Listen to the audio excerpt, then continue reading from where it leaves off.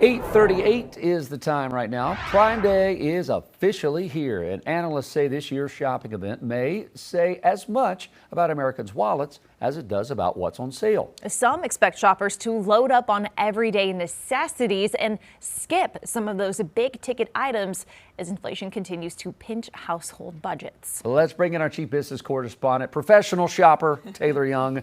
Has Prime Day become more of just a shopping event, you think? Yeah, so I think Prime Day started out as a way for Amazon to celebrate its birthday. And as we know, it's become really transformed into this massive spending event that a lot of people look forward to. But it's also a pretty good pulse check on consumer behavior and consumer spending. And Bank of America estimates that American consumers are going to spend $21.6 billion during this 4-day event.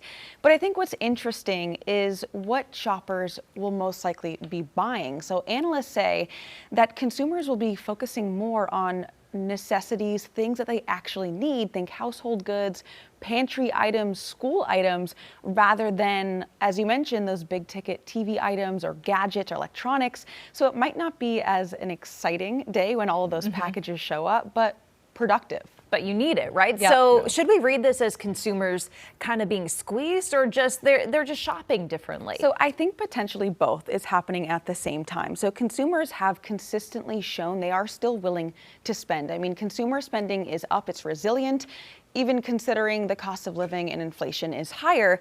But I think that they are less willing to, one, spend full price on goods, and two, just focus more on exactly what they need. And if you know a sale is coming and you need detergent or deodorant or household goods, school supplies, what we're seeing is consumers being more strategic and saying, I'm not going to buy that in May. I'm just going to wait for Amazon Prime Day in June. And that's why economists are anticipating that people are going to be spending a lot more on those. I think economists, though, do tend to get a little bit more nervous when spending maybe slows down abruptly or altogether, but that's not what's happening here. I think people are just being a lot more focusing on the value of what they're buying rather than just splurging. I think what we have is maybe two groups of people going into Amazon Prime Day.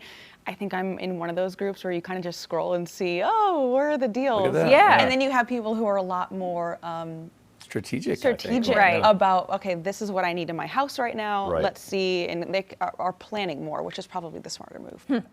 I know that like Target, Walmart, I mean, everyone's trying to compete with Amazon's Prime Days because it used to just be a day or two. Now it's a week. I mean, this is insane. Do you think Amazon, are they shifting and sort of embracing how shoppers are changing to more necessities? Yeah, I think they absolutely are. So 2 years ago, the retail CEO for Amazon said their everyday essential business was growing 50% more than their other stores. And since then, we have really seen Amazon kind of adapt to that demand, right? So we've seen even more companies that sell essential goods, home goods, kind of join the Amazon storefront because they know that's where customers are.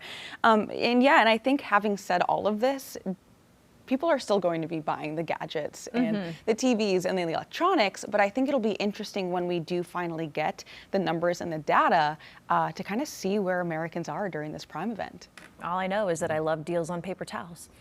So they're getting right? really expensive. So. They are expensive. They're spend a lot on paper towels. Anyway, Taylor, thank you.